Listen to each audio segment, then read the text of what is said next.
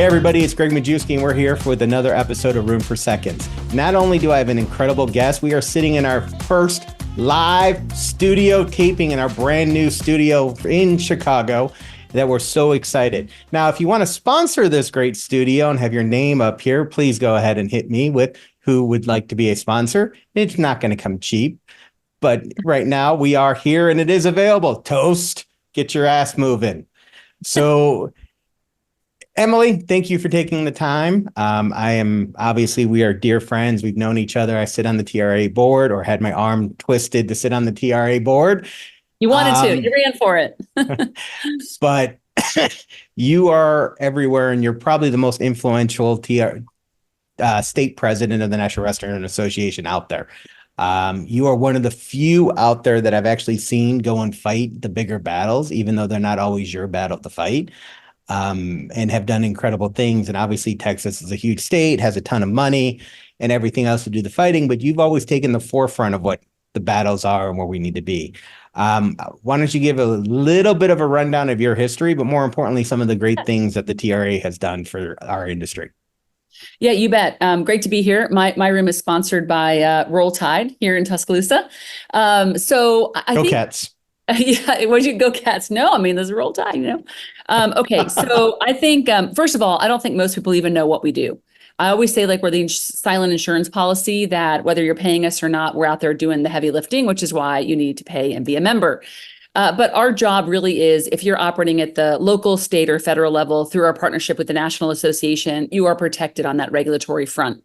That is a message of the TRA, is to keep you where you can operate and you can grow your business. And so we look at everything from local health ordinances, permitting, TABC, the Workforce Commission. At the state level, it's everything from protecting the tip credit, looking at different policies like we did one session ago, but now 2 years ago, preempting all economic and labor laws at the state level to ensure that if you're operating a restaurant, you have one set of rules under those two sort of headings.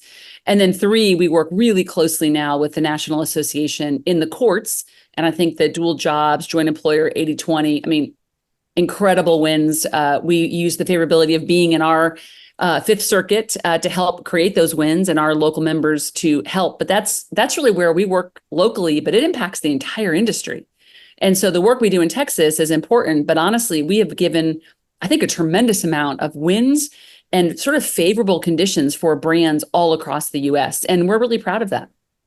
So I am a proud member of the Texas Restaurant Association, even though I am in Chicago, because I feel that's the right spot for my company to just sort of be based and for what you do. There are there are associations that are definitely not as motivated as you are to take the fight. And you and I have had many, many conversations about why taking the fight on tip wage and educating, and it's not really a fight on tip wage, it's educating the consumer and the politicians on why tip wage is so important, and Right. how taking it away hurts, and how much money servers make, and how this is not they're not making $4.95 or $8.95, or in some states now 12. Right. But I don't think enough people educate properly on why certain things hurt the restaurant industry. Yeah, and there's no doubt. I mean, I have incredible colleagues across the US, and we certainly benefit from keeping Texas regulatory friendly. And so we work really hard to keep it that way. And I look at some of my friends on the coast, and they're just up against fight after fight after fight, and they do all they can.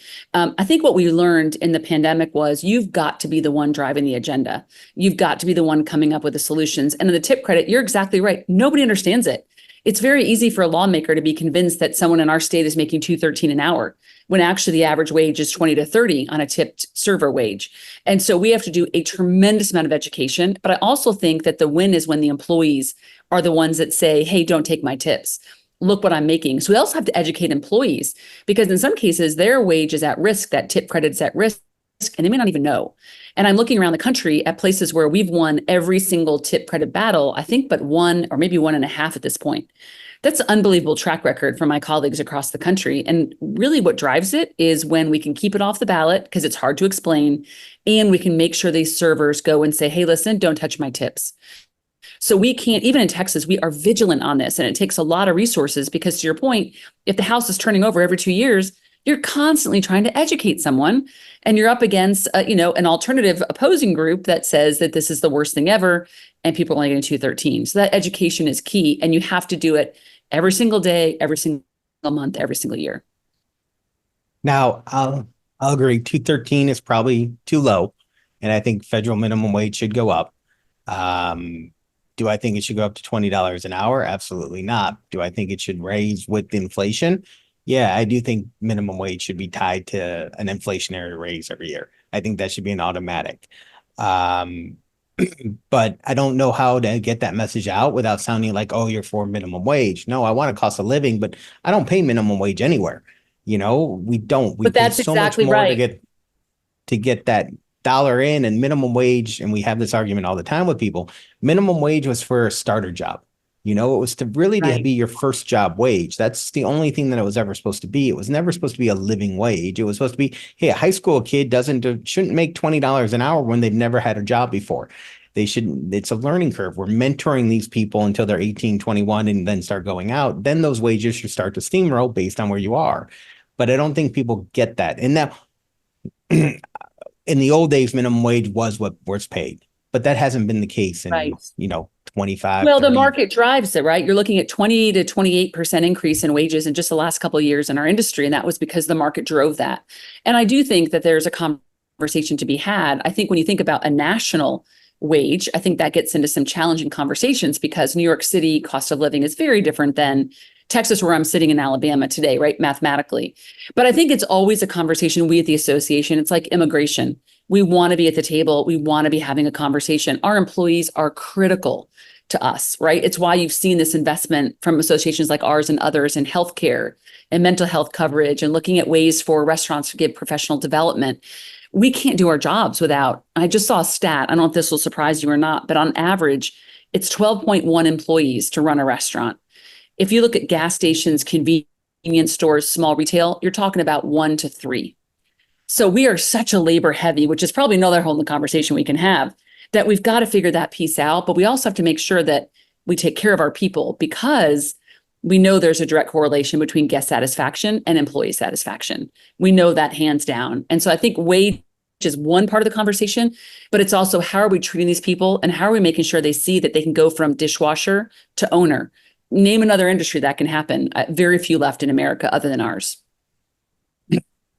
100% agree. And 12.1, actually, I thought it'd be higher. Yeah, 12.1. I mean, you think about that, even if you were to insert technology, and let's say you had 1 or 2 redundant jobs that nobody really wanted to do anyway, right? And you replace that maybe with a kiosk. You're still talking about 10 people, right, on average. And so to still deliver that experience, it makes us very labor intensive. And why, I'm sure margins are hurting right now because of cost of goods and labor. They're up so much. Margins are hurting also because companies took too much price. And what we're horrible at in this industry is we take price, but when price drops, we don't drop it and we don't I'm afraid fluctuate. We so. take the price and we sort of leave it at that and say, oh, well, prices went down. I'm going to make more money. I'm going to make up for everything. And that's why right now so many restaurants are in this trouble because they haven't Right. adjusted back down. Or they have And the gone to consumers value, know it. right? Right. And the consumer is making a choice, right? We're not, I would say the restaurant isn't moving to value. We keep seeing these articles about restaurants are choosing to promote value. No, no, no. The consumer said, you better start to give me value, and restaurants are responding. And I think that that's where the consumer now is saying, listen, my pocketbook is squeezed. It's tight. You've gotten to a level where it's not sustainable. And we've seen that in QSR, right? That fall off in the summer of people saying, uncle, I'm not trading down. I'm going to trade out. And value is critical, but not because we want to do it. The consumer is now, it needs to be there because those funds are worth more in their pocket than they were before. No, I mean, interest rates are high. I mean, yes, we took a decrease this week, which was great, but it's going to be months before anyone Bingo. feels that. Absolutely months, if not a And year. I mean, it could be a year. It's going to take 2, 3, 4.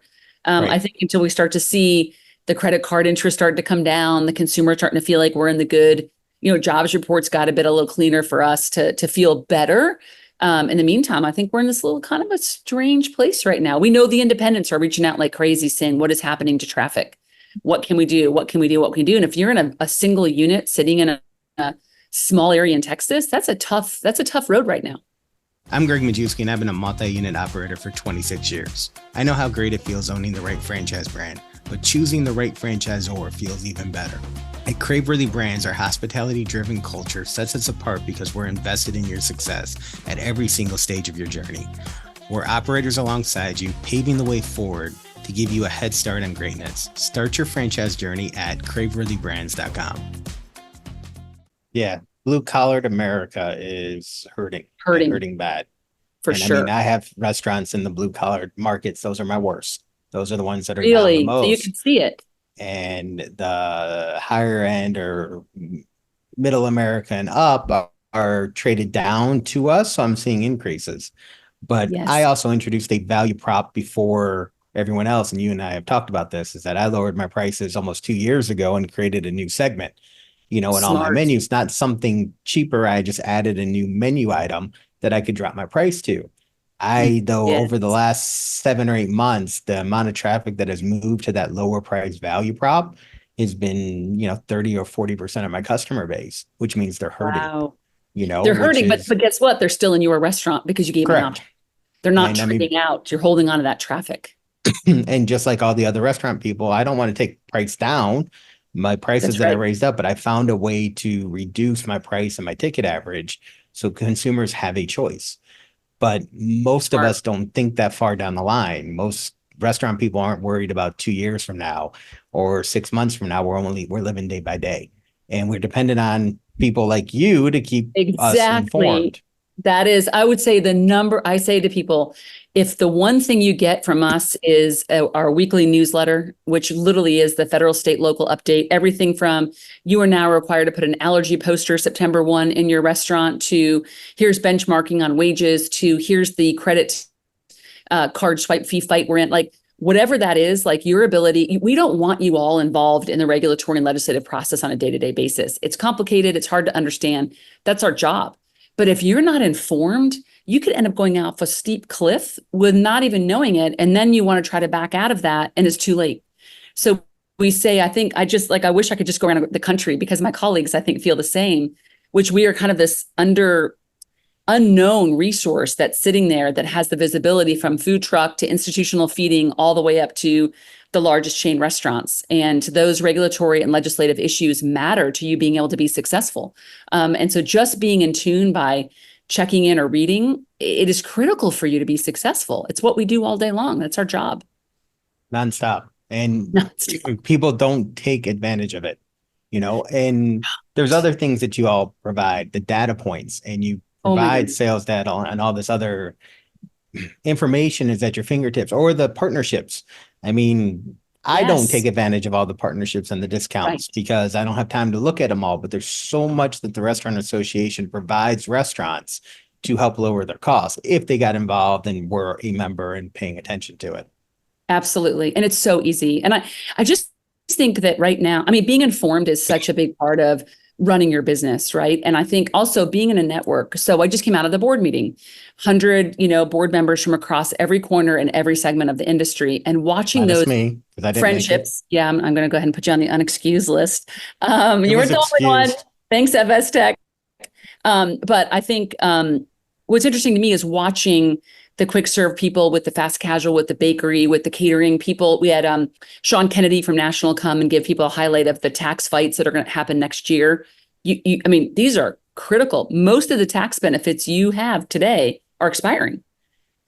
So if you're not engaged in that, if you don't listen when we call or we send you a note, Greg, and say, hey, hit this link and tell both your senators this matters, then we don't have enough voices to make sure we get what we need to get done. And you talk about removing some of these benefits like depreciation or the small business tax cuts, that would drive your business over a cliff more than figuring out your next marketing campaign.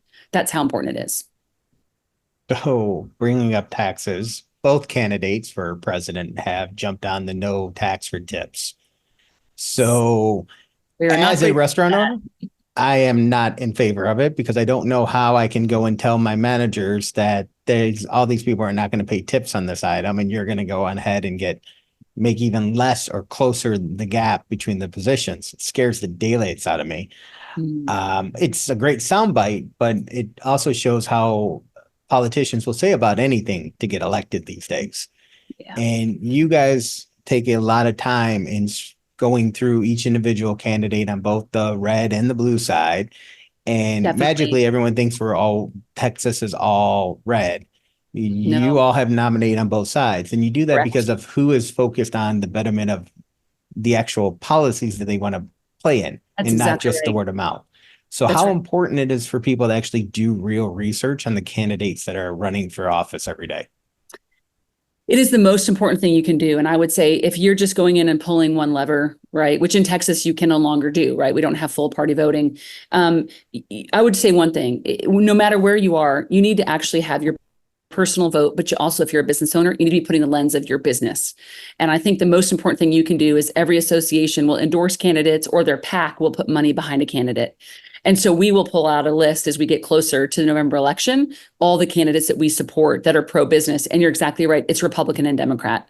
Those are folks that we stand behind and say we want them in office because we know they'll do a good job for us. We never pick a presidential candidate, right? That's something that individuals have to do. But I tell people to really research when you think about like the no taxes on tips. Those both candidates launched that in the 2.1 million service worker state of Nevada on two different times. And then we scramble because we then get the call, for example, from Senator Cruz, who says, I want to create a bill. And they work with the National Association hand in hand. Kelsey weighs in on my team. And we're able to bring all those things to light. What about the employer? What about FICA? Right? What does it mean to have a pure bill? And this may be something that no matter which candidate gets in, they're probably going to come in the spring and take something or want Congress to take up action. So the idea has to go through a long process, Greg, to get to any sense of reality. And what we try to do is tell our business owners, we're doing all that work behind the scenes for you, and we'll come back and say, hey, this is what the proposal looks like, and then we'll recommend a direction. But I think what you're going to see in this next 2 months is a lot of this type of stuff, right? I promise to do this, I promise to do that. And at the end of the day, you've got to be aware of what can the president do, what does Congress have to do, and who is going to support your business, and not just take at face value the R or the D next to their name, but really understand their policy position. And your restaurant association should do a really good job of giving you that information directly. Yeah, the one candidate brought up eliminating taxes in general and just going to tariffs. And Yeah, instantly you're like, well, the accounting world is going to fight this. IRS is going to fight this. The amount of jobs that are created by all the things the government has done, it's not as simple as just making a promise. Now, believe me, I would absolutely love the fact if all my taxes went away, it would make life a hell of a lot easier. well, But for I everybody, don't right? I know, mean, right. yeah, that's not I going to don't happen. know if I don't understand why people just throw out those crazy type of ideas to drum up vote. It means they do it because no one does their research on what it actually Right. It's a takes. it's a quick soundbite in the world we live in today. It's a quick TikTok that I'm going to make more. But we think about things like creating a bigger disparity between the back of the house and the front of the house. What will it do to other industries? If I'm a childcare worker and I'm paying taxes, and we have a massive deficit in early learning and childcare, and my passion for this is I think we have to fix this for the industry. You're creating so much disparity. Like, we want to take care of our employees, but we also don't want our employees to be victim of a backlash or not saving for their future. So we're at the very start of this conversation. And the great news is the National Restaurant Association, as always, is at the table. We've partnered with Senator Cruz as our first attempt, and we'll learn a lot more over the next couple of months. So one of the other areas you're extremely passionate about, as you brought up, is education and mentorship. Yes. And it's a lot of people don't know that about you, Yeah. that's really your true passion. Yes. Like, I've heard you talk about policy, I've heard you talk about everything else, but when you talk about how to mentor someone, how to give guidance, and how to bring them up and see them advance, that's sort of like your joy. It is. What's needed in our industry to help get the next generation of leaders ready, and how can we help? Yeah, I would say it starts with, and I'm going to give you this quick story, but we have High School Barbecue High. It's on Magnolia, HBO Max. It's getting a lot of attention. It's a new series. And one of their stars, I had breakfast last week. I met her mom and she said, listen, she just graduated. She's unsure of her direction. Would you meet with her? So I was sliding through Dallas really quick from to the board meeting. And I said, let's have coffee. We had a great breakfast. She looked right at me and she said, listen, everyone keeps telling me I should do hospitality. I mean, Greg, she just shines. She is the person you'd want. She could build a beautiful global career with us. She said, but when I research, it shows sort of front desk clerk and cook. And I can't, like, the wages are low, and I don't think I'm going to do that. So I was thinking more business, what do you think? And I went, okay, time out. I built a global career, right? From Pizza Hut to Marriott to all over the world, opening schools for hospitality. I said, I'm sorry that you found nothing on Google that led you to want to be in our industry. But I walked away thinking to myself, holy cow, this is what we're up against, right? We're up against parents who don't want their children in our industry because they're misinformed, and they don't see the global, they don't see the ownership, they don't see people like you that started with stores and now look, you're building this mega company. And so that number one is we've got to get people like you and our brands integrated with our ProStart schools across the country. There are 250,000 kids putting their hand up every day, learning our trade, and most have no interaction with the brand directly. To me, that's number one. You get them right out of high school, off they go into your businesses. I think number two, our colleges and university, same thing. Where's the link? Where is the link and the development? And I think three, it's things like Gleam and Lead and WFF. And what are we doing for the underserved populations in our industry? And what are we doing to advance women specifically into CEO roles that are not loser jobs, right? We all can sit back and watch when some of these jobs open. You're like, oh my God, a female or got this job, right? And it's like, that brand is dead. Like, why don't we really make meaningful growth? And childcare comes into this. We're losing too many women at that middle tier level of management because they're having to make a choice. Do I go back to work and pay $2,000 to put my child in childcare? Or I can't afford that because I'm just in the middle management. Guess what? I'm going to go find and do something else. I mean, we're at a crossroads, and the last report that just came out from McKinsey shows we're still losing too many women. So I think there's the education on the front end that the businesses have to own, and we all have to make a commitment. And then it's that middle term, and how do we get those underserved people to stay? And we've got to support them with better tools and resources. They cannot work for us if they have nowhere to put their kids. It's that simple. I wholeheartedly agree with all of it. I'm just a little passionate about this. Sorry. Right. And I get as involved as I possibly can, but my older son is a student in DePaul and, has started, and he's in a restaurant management class, and they're sitting there talking about the restaurant industry and going through it. And yet the guy is quoting wrong facts to my son in the room and used Jimmy John's as an example. And so here's my son. You might know a little bit about that. He put his head down because he's like, he doesn't want any correlation to me. And he's like, Dad, I wanted to correct him about the story and how it went and the struggles and all that. But he, makes it sound like it's a once in a lifetime opportunity and never can happen again. And I'm like, I don't understand why people would do that. And it is a once in a lifetime opportunity, but it's a once in a lifetime over and over again. The restaurant industry is a remarkable business if you're willing to gamble. If you want to be an owner. And even calculated gamble, right? A calculated gamble. It's not like you're putting money on black and hoping.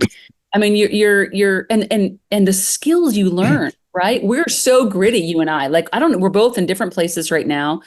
We see each other through the plane, essentially, right? But we're just willing to put the work in. But a lot of that you learn in the industry, which means you can go do anything. I mean, how many kids don't have that kind of grittiness about them?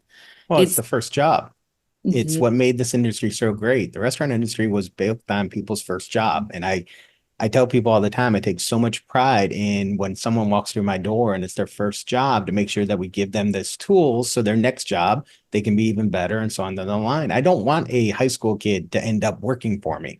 That's never my goal. I don't want them to be a line cook for the rest of their lives. If they do decide to work for me, I want them to become a manager and an RD and eventually a VP and go to school and then become a franchisee, in my case, or whatever. But they don't get that story, and many parents are so quick to turn it off. My parents, right? I got friends that do the same thing I do and won't let the kids in the restaurant industry. But yet we all do really, really good because of this industry. But it's hard. Right. And they don't want the kids to go through the stuff that they went through.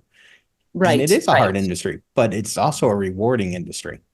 And it's that's one that really plays to people's strength, right? For me, I'm very service oriented. Like, I always wanted to help and serve others personally, professionally. And so I feel like in this industry, this job for sure, we fight for you all every day. It's a passion, but also the art of service, the art of creating a place for people to come and break bread, no matter their backgrounds, their wealth, everything is neutralized when you're around a table with food. And So we're so important culturally, but I think we've got to get to the younger people. And the only way I can imagine is starting with these 250,000 students that are already putting their hand up to learn about our industry, connect them to people like you, connect them to your managers, connect them to the brands, right?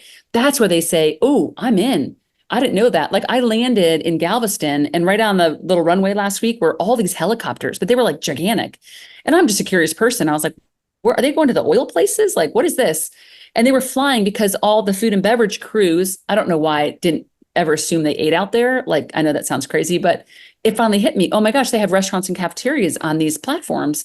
And they have managers and assistant managers that go out there and live on the water. Now, maybe not glamorous, but it just reminds you of from sailing on the Ritz-Carlton cruise ship as a sommelier to opening a restaurant on the, in Beijing. Like, it's not just in your backyard. Like I was benefiting from being global, but I think that's the story is you got to start somewhere, but you can go anywhere. And that just, we've not been able to do that as an industry. For some reason, we just continue to throw money at it. And I think it's the people like you and others that they need to meet. It's not the marketing campaign. It's the people, kind of the heartbeats I call it, that make up the industry. That's who the young people need to meet. I agree. I mean, because every time I go in and I talk to a group, I get somebody that wants to join and work with Every me, time. Every you know? time. Yep. And I don't think there's enough compassion in this industry I agree with to that. show what's hard and not hard and that what you can be. And again, I mean, we joke all the time, but I want to make millionaires. That's what I live by. Yes. And, that's people look at me and say, just a Coney slaying. I go, no, but that's really why I do it. I want the people that work for me to have a change of life. And Absolutely. that's the The focus best that should thing be to on. do. And that's how you should be telling people this. So you brought up ProStart, but you didn't really tell us what that was. Sorry. So Yes. you Yes. got a little fast. So why don't you educate everybody? Because it's an absolutely wonderful program. It is. It is through our partnership. So the National Restaurant Association Education Foundation has a curriculum, actually ProStart to curriculum. So it's 2 years. And going back, way back about 18 years ago, I was working in education and helped negotiate the first deal for ProStart and ServSafe with another company. So I feel like I have this very long history with it. But imagine if you go into AP and you take AP US history, AP chemistry, you can actually take a 2-year curriculum called ProStart, where you are hands-on learning about culinary arts, restaurant management. Sorry, that's my next restaurant management, culinary arts. And what's unique about it is that you're actually hands-on in kitchens all across the US. And so you can sit for a certification at the end, or you can also earn, I should say, and you earn your ServSafe certification and your ServSafe manager, and you do internship hours. So you're talking about students that are hands-on every single day. A lot of the best teachers take them out into the community. They do events. We had our kids cooking at the NFL championships. And so that program, just our state alone, is 25,000 kids across 252 school districts, about 260 school districts. And so they're in uniforms, they get culinary arts jackets, and they come and compete once a year in Waco, Texas. We have about 600. The program we have to keep investing in. We've got to keep putting world-class kitchens in, and we've got to keep having brands connect with these kids. It's so important. Episode. Follow us on all the major social media networks. And again, take what Emily said, mentor the people in this industry, get the next generation to actually step up because we're going to need them. And this is an incredible industry. Emily, thank you so much for your time. And thank you. Thanks for all you do, Craig. Thank you. All right, let me hit stop. Hey viewers, thanks again for supporting Room for Seconds. If you found this episode inspiring, interesting, or any bit informative, please hit that little subscribe button down at the bottom so you never miss an episode. In my 26 years in this amazing industry, I've been blessed with incredible mentorship. This show is my way of giving back. Follow me on LinkedIn, search Greg Majewski, on Twitter at Greg_Majewski. If you still have room for more, visit our website at media.craveworthybrands.com. You'll find more videos, shows, notes, blogs, resources, and an easy way to get in touch with the Craveworthy Brands team. I'm your host, Greg Majewski. Thanks again for tuning in to Room for Seconds.